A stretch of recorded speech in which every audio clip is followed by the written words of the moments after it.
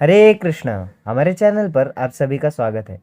आज हम शुरू करने वाले हैं कृष्णा भावना अमृत की प्राप्ति पुस्तक का पहला अध्याय, मानव योनि अथवा पशु योनि का चयन, by his divine grace AC भक्ति वेदांत स्वामी शिला प्रभुपाद की जय। ओम अज्ञानतिमिरान्धस्य ज्ञानाञ्जनशलाकया चक्षुरुन्मीलितं येन तस्मै श्री गुरवे नमः। अज्ञान रूपी घोर अंधकार से अंधे हुए मेरे नेत्रों को जिन्होंने ज्ञान के अंजन रूपी शलाका से खोल दिया है, उन गुरुदेव को मैं सादर नमस्कार करता हूँ। उक्त श्लोक से गुरु को नमस्कार करना एक प्रथा है जो अपने शिष्यों को दिव्य ज्ञान का प्रकाश देते हैं। वैदिक पद्धति में शोध कार्य की आवश्यकता नहीं है। सांसारिक विद्वत्ता में हमें किसी शोध कार्य के द्वारा अपने शैक्षणिक ज्ञान का प्रमाण देना पड़ता है, किंतु वैदिक पद्धति इससे भिन्न है। वैदिक पद्धति में शोध कार्य पहले ही कर लिया गया है, वह ज्ञान परिपूर्ण है और उसे गुरु शिष्य परंपरा के द्वारा गुरु अपने शिष्यों को केवल हस्तांतरित करते हैं। शोध कार्य का प्रश्न ही नहीं उठता, क्योंकि जिन साधनों या उपकरणों से शोध कार्य किया जाता है वे कुंठित तथा अपूर्ण है। अपने वर्तमान भौतिक अस्तित्व में हम प्रकृति के अनेक नियमों से बंधे हैं। सभी बद्ध जीव अपनी इंद्रियों की अपूर्णता के कारण चार दोषों के अधीन है। एक दोष तो यह है कि बद्ध जीव निश्चित ही त्रुटियां गलतियां करता है। ऐसा कोई मनुष्य नहीं है जो त्रुटियां न करता हो। उदाहरण के लिए भारत में महात्मा गांधी को एक महान व्यक्तित्व माना जाता था, किंतु उन्होंने भी त्रुटियां की। जिस सभा में वे मारे गए उसमें जाने से 5 मिनट पूर्व उनके विश्वस्त साथियों ने उन्हें वहां जाने से मना किया था, किंतु वे हट पकड़ गए। बद्ध दशा में त्रुटियां करना बड़ा स्वाभाविक है। इसलिए अंग्रेजी में यह प्रसिद्ध कहावत चल पड़ी है, त्रुटियां करना मनुष्य के लिए स्वाभाविक है। बद्ध जीव की दूसरी अपूर्णता यह है कि वह निश्चित रूप से भ्रमित हो जाता है। भ्रमित होने का तात्पर्य है उस पदार्थ की सत्ता को मान लेना जो है ही नहीं, अर्थात किसी छाया चित्र को वास्तविक मान लेना। हम में से प्रत्येक की धारणा है कि हम ये शरीर है, किंतु वस्तुतः हम शरीर नहीं है। शरीर को स्वयं मान लेना ही माया है। तीसरी अपूर्णता यह है कि बद्ध जीव में ठगने की प्रवृत्ति होती है। हम किसी दुकानदार को प्रायः यह कहते हुए सुनते हैं, चूंकि आप मेरे मित्र हैं मैं आपसे कोई लाभ नहीं लूँगा, किंतु वस्तुतः हम जानते हैं कि वह कम से कम 50% मुनाफा ले रहा है। ठगने की इस प्रवृत्ति के कितने ही उदाहरण हैं। कितने ही ऐसे अध्यापकों के उदाहरण भी है जो वास्तव में तो कुछ जानते नहीं हैं, किंतु अपने सिद्धांतों को संभवतः अथवा ऐसा हो सकता है जैसे वाक्यों से प्रतिपादित करते हैं, जबकि वास्तव में वे अपने छात्रों को केवल ठग रहे होते हैं। चौथी अपूर्णता यह है कि जीव की इंद्रियां पूर्ण नहीं है। हमारी दृष्टि इतनी सीमित है कि न तो हम बहुत दूर देख सकते हैं, न ही बहुत पास। हमारे नेत्र कुछ विशेष दशाओं में ही देख पाते हैं, इसलिए यह समझा जाता है कि हमारी दृष्टि सीमित है। इसी प्रकार हमारी अन्य सब इंद्रियां भी सीमित है। असीमित को इन अपूर्ण और सीमित इंद्रियों से नहीं समझा जा सकता है। निष्कर्ष यह है कि वैदिक पद्धति हमें परम सत्य को जानने के लिए अपनी वर्तमान इंद्रियों का उपयोग करने के लिए प्रोत्साहित नहीं करती, क्योंकि ये कई तरह से बद्ध है। यदि हमें ज्ञान प्राप्त करना है तो वह निश्चित ही एक उच्चतर स्रोत से प्राप्त होना चाहिए जो उक्त चार अपूर्णताओं से आबद्ध नहीं हो। वह स्रोत कृष्ण है। वे भगवत गीता के सर्वोच्च अधिकारी प्रमाण हैं और वे अनेक ऋषि मुनियों के द्वारा पूर्ण ज्ञान के अधिकारी के रूप में स्वीकार किए गए हैं। जो लोग वैदिक साहित्य के गंभीर अध्येता है वे प्रमाण को स्वीकार करते हैं। उदाहरण के लिए भगवत गीता विद्वानों का प्रस्तुतिकरण नहीं है जो बहुत शोध कार्य के बाद सामने आया हो। यह तो पूर्ण ज्ञान है जो भगवान श्री कृष्ण ने कुरुक्षेत्र के युद्ध स्थल में अर्जुन को सिखाया था। और गीता से हमें यह पता चलता है कि पूर्व युगों में श्री कृष्ण ने यह ज्ञान सूर्यदेव विवस्वान को दिया था और अनादिकाल से गुरु शिष्य परंपरा से यह ज्ञान विवस्वान से लेकर आगामी पीढ़ियों को दिया जाता रहा। इमं विवस्वते योगं प्रोक्तवान अहम अव्ययम विवस्वान मनवे प्राह मनुर्इक्ष्वाकवे ब्रवीत। श्री भगवान ने कहा, मैंने इस अविनाशी योग का उपदेश सूर्यदेव विवस्वान को दिया था। विवस्वान ने इसकी शिक्षा मानव जाति के पिता मनु को तथा मनु ने फिर इक्ष्वाकु को दी थी। भगवद गीता 4 अध्याय श्लोक क्रमांक 1। यदि हम गीता का अध्ययन आधुनिक शिक्षा से अर्जित ज्ञान से या अपने मस्तिष्क की कल्पनाओं के अनुसार करने लगे तो निश्चित ही हम त्रुटि करेंगे। भगवद गीता को इस प्रकार से समझ पाना संभव नहीं है। इसके लिए सावधानी पूर्वक अर्जुन के पद चिन्हों का अनुसरण करना आवश्यक है। पूर्व युगों में मनगढ़ंत व्याख्याओं और कपोल कल्पनाओं के कारण गीता का वास्तविक तात्पर्य लुप्त हो गया।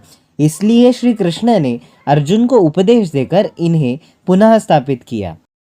एवं परंपरा प्राप्तम इमं राजर्षयो विदुः सकाले नेह महता योगो नष्टः परन्तपः स एवायं मया तेद्य योगः प्रोक्तः पुरातनः भक्तोऽसि मे सखा चेति रहस्यं ह्येतदुत्तमम्। हे परंतप अर्जुन, यह परम विज्ञान इस प्रकार गुरु शिष्य परंपरा के द्वारा प्राप्त हुआ और राज ऋषियों ने इस विधि से उसे जाना, परंतु कालक्रम से वह परंपरा खंडित हो गई, जिससे यह विज्ञान अपने यथार्थ रूप से लुप्त प्राय हो गया। परमेश्वर से हमारा संबंध का वही प्राचीन विज्ञान आज मैंने तुमसे कहा है, क्योंकि तुम मेरे भक्त और सखा हो, अतएव तुम इस विज्ञान के दिव्य रहस्य को समझ सकते हो। भगवद गीता 4 अध्याय श्लोक क्रमांक 2 और 3। अतः स्पष्ट है कि जो कोई व्यक्ति अर्जुन का अनुगमन करते हुए भक्ति भाव से श्री कृष्ण की ओर अग्रसर होता है, वही भगवद गीता और अन्य समस्त वैदिक साहित्यों का तात्पर्य समझ सकता है। वेद 4 है, सामवेद, यजुर्वेद, ऋग्वेद और अथर्ववेद। उपनिषद 108 है, जैसे ईशोपनिषद, कठोपनिषद, तैत्रीय उपनिषद इत्यादि। वैदिक साहित्य में वेदांत सूत्र, श्रीमद् भागवतम और भगवद गीता भी सम्मिलित है। यह साहित्य किसी विशेष मानव समुदाय के लिए नहीं, अपितु समस्त मानव समाज के लिए है। संपूर्ण मानव समाज इस मानव जीवन को परिपूर्ण बनाने के लिए वैदिक ज्ञान का लाभ उठा सकता है। जैसा पहले बताया जा चुका है, मानव जीवन इंद्रिय तृप्ति के लिए नहीं है, अपितु इसका लक्ष्य श्री भगवान, ब्रह्मांड और स्वयं को जानना है। वैदिक साहित्य से हम समझ सकते हैं कि यह भौतिक जगत भगवान की संपूर्ण सृष्टि की एक आंशिक अभिव्यक्ति मात्र है। श्री भगवान की सृष्टि के बृहत्तर अंश का दर्शन वैकुंठ के आध्यात्मिक जगत में होता है। इस भौतिक प्रकृति के परे एक श्रेष्ठ आध्यात्मिक प्रकृति है, जैसा कि श्री कृष्ण भगवद गीता में कहते हैं, भूमिरापो नलो वायुः खं मनो बुद्धिरेव च अहंकार इति यं मे भिन्ना प्रकृतिरष्टधा अपरेयम् इतस्त्वन्यां प्रकृतिं विद्धि मे परां जीवभूतां महाबाहो ययेदं धार्यते जगत। पृथ्वी, जल, अग्नि, वायु, आकाश, मन, बुद्धि और अहंकार मेरी भिन्न भौतिक शक्तियों के 8 रूप है। हे महाबाहो अर्जुन, इस अपार जड़ प्रकृति के अतिरिक्त मेरी एक पराचेतन प्रकृति भी है, जो वे सब जीव है जो भौतिक अपार प्रकृति से संघर्ष कर रहे हैं तथा ब्रह्मांड को बनाए रख रहे हैं। भगवद गीता 7वां अध्याय श्लोक क्रमांक 4 और 5। इस सृष्टि में अनेक भौतिक ब्रह्मांड गुच्छे के रूप में विद्यमान हैं और ये सब मिलकर इस भौतिक सृष्टि का निर्माण करते हैं। इन सब अनगिनत भौतिक ब्रह्मांडों के गुच्छों के परे दिव्य धाम है, जिसका उल्लेख भगवद गीता में भी है। न तद्भासयते सूर्यो न शशांको न पावकः यद्गत्वा न निवर्तन्ते तद्धाम परमं मम। मेरा वह परम धाम न सूर्य, न चंद्रमा और न अग्नि के द्वारा प्रकाशित होता है। जो मेरे उस परम धाम को प्राप्त कर लेता है, वह पुनः इस भौतिक जगत में नहीं लौटता। श्रीमद् भगवद गीता 15वां अध्याय श्लोक क्रमांक 6। वह परा प्रकृति जो इस भौतिक प्रकृति के परे है, शाश्वत है। इसके प्रारंभ होने का कोई इतिहास नहीं है, न इसका आदि है न अंत। परस्तस्मात्तु भावोऽन्यो व्यक्तो व्यक्तात् सनातनः यः स सर्वेषु भूतेषु नश्यत्सु न विनश्यति अव्यक्तोऽक्षर इत्युक्तस्तम् आहुः परमां गतिं यं प्राप्य न निवर्तन्ते तद्धाम परमं मम। इस व्यक्त अव्यक्त होने वाली जड़ प्रकृति से परे एक अन्य सनातन प्रकृति भी है। यह सर्वोपरि तथा अविनाशी है। इस जगत के नष्ट हो जाने पर भी यह उसी तरह बनी हुई रहती है। उस परम धाम को अव्यक्त और अक्षर कहते हैं और वही परम गंतव्य है। वहाँ जाने वाला उधर से फिर कभी वापस नहीं लौटता। वही मेरा परम धाम है। भगवद गीता 8वां अध्याय श्लोक संख्या 20 और 21। वैदिक धर्म या वर्णाश्रम धर्म को भी सनातन कहा जाता है क्योंकि कोई इसके आरंभ का पता नहीं लगा सकता। ईसाई धर्म का इतिहास 2000 वर्ष का और मुस्लिम धर्म का इतिहास 1300 वर्ष का है।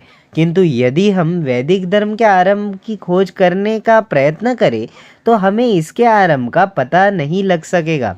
वर्णाश्रम धर्म मानव प्राणी का सनातन धर्म माना जाता है। हम प्रायः कहते हैं कि भगवान ने इस भौतिक जगत का निर्माण किया और इसका अर्थ यह है कि श्री भगवान इस जगत के पूर्व विद्यमान थे। चूँकि भगवान इस भौतिक जगत के प्राकट्य के पूर्व विद्यमान थे, अतः वे इस सृष्टि पर आश्रित नहीं है। यदि भगवान इस भौतिक जगत के नियमों से आबद्ध होते तो वे इस जगत का निर्माण कैसे कर पाते। भगवान अपनी सृष्टि से अभिन्न है और साथ ही साथ इससे पृथक पूर्ण रूप में विद्यमान भी है। यह भगवद गीता में कहा गया है, मया ततमिदं सर्वं जगद अव्यक्तमूर्तिना मत्स्थानि सर्वभूतानि न चाहं तेष्वस्थितः न च मत्स्थानि भूतानि पश्य मे योगमैश्वरं भूतभृन्न च भूतस्थो ममात्मा भूतभावनः। अपने दिव्य रूप में मैं इस संपूर्ण सृष्टि में व्याप्त हूँ। सभी चराचर प्राणी मुझ में स्थित है पर मैं उनमें नहीं हूँ और इतना होने पर भी यह सृष्टि मुझ में स्थित नहीं है। मेरे इस योगिक ऐश्वर्य को देखो। यद्यपि मैं समस्त भूत प्राणियों का पालन करता हूँ और सर्वव्यापक हूँ, तथापि मैं ही सृष्टि का एकमात्र स्रोत हूँ। भगवद गीता 9वां अध्याय श्लोक क्रमांक 4 और 5। वास्तव में हम सब आत्मा हैं और हमारा लक्ष्य आध्यात्मिक आकाश में श्री भगवान के संग रहना है, जहाँ असंख्य दिव्य ग्रह है और असंख्य दिव्य जीव है। किंतु जो लोग उस आध्यात्मिक जगत में रहने के योग्य नहीं हैं, वे इस भौतिक जगत में भेज दिए जाते हैं। यही विचार मिल्टन ने पैराडाइज लॉस्ट में व्यक्त किया है। यद्यपि हम आत्मा हैं, किंतु हमने स्वेच्छा से इस भौतिक शरीर को स्वीकार किया है और इससे स्वीकार करने के फलस्वरूप इस भौतिक प्रकृति के त्रिविध दुखों को भी स्वीकार कर लिया है। इसे हमने कब और कैसे स्वीकार किया, ठीक ठीक नहीं पता लगाया जा सकता। जीवात्मा ने सर्वप्रथम कब यह भौतिक शरीर स्वीकार करना प्रारंभ किया, इसका इतिहास कोई नहीं पता लगा सकता। वर्तमान युग में डार्विन द्वारा स्थापित जैविक पदार्थ के विकास के सिद्धांत की उच्च शिक्षा संस्थाओं में बड़ी मान्यता है, किंतु पद्म पुराण तथा अन्य प्रामाणिक शास्त्रों में जीवात्माओं के एक शरीर से दूसरे शरीर में आध्यात्मिक विकास करने की चर्चा मिलती है। इस पुराण से हमें जानकारी मिलती है कि जीवों की 84 लाख योनियां हैं, जिसमें से 9 लाख जीवधारी जल में रहने वाले हैं। केवल वृक्ष और वनस्पतियों में ही 20 लाख योनियां हैं। वर्तमान काल में प्रत्येक व्यक्ति डार्विन के सिद्धांत पर बल दे रहा है, किंतु वैदिक साहित्य में विभिन्न योनियों के विषय में अपरिमित ज्ञान भरा पड़ा है। डार्विन का विचार है कि योनियां जीवन के निम्न कोटि के रूपों से विकसित हो रही है, किंतु यह पूर्ण सत्य नहीं है। आत्मा निम्न कोटि के रूपों से उच्च कोटि के रूपों में विकास कर सकता है, किंतु सृष्टि के आरंभ में सभी योनियों की रचना श्री कृष्ण ने की थी, जिसका भगवद गीता में उल्लेख है। सर्वभूतानि कौन्तेय प्रकृतिं यान्ति मामिकां कल्पक्षये पुनस्तानि कल्पादौ विसृजाम्यहं प्रकृतिं स्वाम् अवष्टभ्य विसृजामि पुनः पुनः भूतग्रामम् इमं कृत्स्नम् अवशं प्रकृतेर्वशात्। हे कुंती पुत्र, कल्प का अंत होने पर संपूर्ण भौतिक सृष्टि मेरी प्रकृति में लय हो जाती है और नए कल्प के आरंभ में अपनी शक्ति द्वारा मैं फिर उसकी सृष्टि करता हूँ। संपूर्ण सृष्टि मेरे अधीन है। मेरी इच्छा से ही यह बार बार प्रकट होती है और मेरी ही इच्छा से अंत में इसका नाश हो जाता है।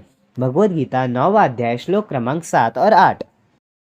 ये सभी जीव शरीर तथा मन से संबंधित दुखों समेत त्रिविध दुखों के अधीन हैं। पशु यह समझ नहीं सकते कि वे दुख भोग रहे हैं, किंतु मनुष्य यह समझ सकते हैं। जो व्यक्ति यह नहीं जानता कि वह दुख भोग रहा है, वह पशु चेतना में है। जिन पशुओं का वध होने वाला होता है, वे यदि एक बाढ़ के पीछे खड़े हो तो भी वे नहीं समझते कि अगले ही क्षण उनका वध होने वाला है। किंतु मनुष्य जीवन में हमें इस बात का ज्ञान होना चाहिए कि हम जन्म, मृत्यु, वृद्धावस्था और रोग का दुख भोग रहे हैं। हमें इसकी जिज्ञासा होनी चाहिए कि इन दुखों से कैसे बचा जा सकता है। हम तभी से दुख भोग रहे हैं जब एक शिशु के रूप में 9 मास के लिए माता के गर्भ में दृढ़ता से जकड़े हुए पड़े थे। जन्म के बाद दुख का अंत नहीं होता। यद्यपि माँ अपने बच्चे की बहुत देखभाल करती है, फिर भी बच्चा रोता है। ऐसा क्यों है? ऐसा इसलिए होता है कि बच्चे को कोई कष्ट होता है। या तो उससे कोई कीड़ा काट रहा होता है, या उसके पेट में दर्द होता है, या कोई अन्य व्याधि सता रही होती है। कुछ भी हो, दुख चलता रहता है। बच्चे को तब भी कष्ट होता है जब उसे पाठशाला जाने के लिए बाध्य किया जाता है और वह जाना नहीं चाहता। बच्चा पढ़ना नहीं चाहता, किंतु फिर भी अध्यापक उसे पढ़ने लिखने का काम देते हैं। यदि हम सावधानी से अपने जीवन का विश्लेषण करें तो हमें पता लगेगा कि वह दुखों से भरा हुआ है। साधारणतया बद्ध जीव अधिक बुद्धिमान नहीं होते और इसलिए वे कभी यह पूछने की चेष्टा किए बिना कि वे क्यों दुखी हैं, दुख भोगते चले जाते हैं। किंतु हमें जानना चाहिए कि संसार में दुख तो है ही, और यदि इसके निवारण का कोई उपाय है तो हमें उसका लाभ उठाना चाहिए। महर्षि ऋषभदेव ने अपने पुत्रों को इस प्रकार उपदेश दिया था, मेरे प्रिय पुत्र, इस मानव जीवन में तुमने ये सुंदर शरीर प्राप्त किया है। अब तुम्हें जानना चाहिए कि इनका लक्ष्य सूकर कुकर के शरीरों की भांति इंद्रिय तृप्ति के निमित्त नहीं है, अपितु आत्म साक्षात्कार के लिए है। निश्चित ही ऋषभदेव का कहने का मतलब यह है कि इंद्रिय तृप्ति का जीवन सूकरों जैसे मलभक्षी प्राणियों के लिए है, और चूंकि अब हम लोग उच्चतर जीवन स्तर पर है, हमें निम्नतर जीवन स्तर के प्राणियों का अनुकरण करने का प्रयास नहीं करना चाहिए। अभी हाल में ही न्यूयॉर्क नगर में सेंट्रल पार्क में भ्रमण करते हुए हमें यह देखकर आश्चर्य हुआ कि युवा अमेरिकन लड़कों और लड़कियों की एक टोली सुअरों की उपासना में लगी हुई थी। जब हम हरे कृष्ण का कीर्तन कर रहे थे, तब ये युवा जन सुअर सुअर सुअर की रट लगा रहे थे। वे वास्तव में सेंट्रल पार्क में सुअरों के साथ चलते हुए और उनको नमस्कार करते हुए उनकी पूजा कर रहे थे। वे वास्तव में एक सुअर को अध्यक्ष बनाना चाहते थे और उन सुअरों से अपने नेतृत्व की अपेक्षा रखते थे। यह स्थिति यहाँ तक पहुँच गई कि सिएटल के एक बी इन एक होटल में एक निर्दर्शन हुआ, जिसमें लड़के लड़कियां निर्वस्त्र होकर कीचड़ में धंसे और सुअरों के साथ खेलने लगे। इस प्रकार वे लोग सुअरों के साथ तादात्म्य करके उनकी उपासना कर रहे थे। यह सब उस देश में हो रहा है जहाँ के युवा जनों के पास सुंदर शरीर है, जहाँ प्रचुर धन है, और जहाँ अन्य राष्ट्र के युवा जनों की तुलना में उनको अधिक सुविधाएं प्राप्त है। इन सब सुविधाओं को प्राप्त करने का फल यह हुआ है कि ये लोग सुअरों की पूजा करने लगे हैं। इस प्रकार की सुअर पूजाओं की पूर्व कल्पना बहुत समय पहले कर ली गई थी और श्रीमद् भागवतम में इसका उल्लेख भी है, जिसकी रचना कम से कम 5000 वर्ष पूर्व हुई थी। तात्पर्य यह है कि जीवन में एक सुंदर स्थिति का उपयोग एक सुंदर लक्ष्य के लिए होना चाहिए, न कि निकृष्ट कोटि की उपासनाओं के लिए। वैदिक इतिहासों से हमें पता चलता है कि भारत में अनेक श्रेष्ठ सम्राट और राजर्षि हुए हैं, जिन्होंने कठोर तप और योग साधनाएं की थी। महाराज ध्रुव, महाराज अम्बरीश और महाराज युधिष्ठिर सभी महान राजा थे, बड़े वैभवशाली थे, किंतु साथ ही महान ऋषि भी थे।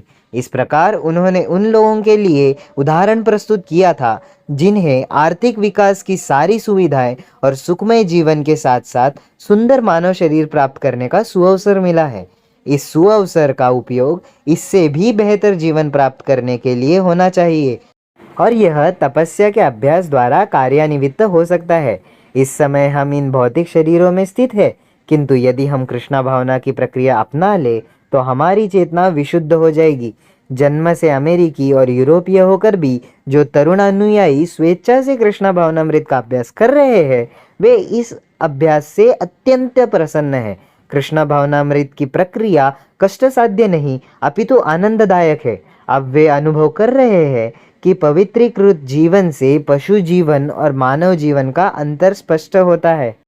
यदि हम अपने जीवन को केवल कृष्ण भावनामृत के आधारभूत नियमों का पालन करते हुए पवित्र बनाए तो हम शनै शनै अपने आध्यात्मिक स्थिति को प्राप्त करने के स्तर तक उठ जाएंगे जो संपूर्णतया पवित्र है। कृष्ण भावनामृत के आधारभूत नियम 4 है। 1. अवैध यौन संबंधों का परित्याग। 2. मांसाहार का त्याग। 3. मादक द्रव्यों का त्याग। और 4. द्यूत जुआ का त्याग। महर्षि ऋषभदेव ने अपने पुत्रों से कहा था कि एक बार अपना जीवन शुद्ध बना लेने पर उन्हें असीम आनंद की प्राप्ति होगी। हम सभी शांति और आनंद पाने की इच्छा करते हैं, किंतु इस भौतिक जगत में हमें जितनी भी शांति और आनंद दिखाई देते हैं वे सीमित है। यदि हम केवल अपने जीवन को पवित्र बना ले और आध्यात्मिक जीवन प्राप्त कर ले तो हमें असीमित शांति और आनंद का अनुभव होगा। आध्यात्मिक जगत सूक्ष्म या कल्पना मात्र नहीं है। जैसा कि पहले बताया जा चुका है, वहाँ विविधता है। वैकुंठ लोकों में आध्यात्मिक आनंद के एक अंश का अनुभव नृत्य के आनंद का अनुभव है। वहाँ भी तरुण युवक युवतियाँ हैं। वस्तुतः वहाँ वृद्धावस्था, रोग, मृत्यु और जन्म लेने की पीड़ा जैसी कोई वस्तु नहीं है। यदि हम असीम आनंद, ज्ञान और सनातन जीवन के भागीदार होना चाहते हैं जो सब आध्यात्मिक जगत में हमारी धरोहर रूप में है, तो हमें यह जीवन इंद्रिय तृप्ति के लिए कठिन परिश्रम करते हुए और सुअरों की उपासना करते हुए नष्ट नहीं करना चाहिए। हमें एक ऐसी जीवन पद्धति को स्वीकारना चाहिए जो कृष्ण भावनामृत के विकास के लिए अर्पित हो और तब हमें असीम सुख और असीम आनंद प्राप्त होगा। यही कृष्ण भावनामृत आंदोलन का सार तत्व है। हरे कृष्णा। पहला अध्याय यहाँ पर समाप्त होता है। अगर आपको ये वीडियो अच्छी लगी हो तो इसे लाइक कीजिए, शेयर कीजिए इसे अपने फ्रेंड्स और फैमिली के साथ। अगर आपको ये वीडियो यूज़फुल लगी हो कमेंट कीजिए और हमें बताइए कौन सा पॉइंट आपको सबसे ज़्यादा पसंद आया। सब्सक्राइब कीजिए हमारे चैनल को। Thanks for watching. हम जल्द ही लौटेंगे अगले अध्याय के साथ। Till then chant Hare Krishna and be happy. जय जय प्रभुपाद प्रभुपाद प्रभुपाद जय जय प्रभुपाद।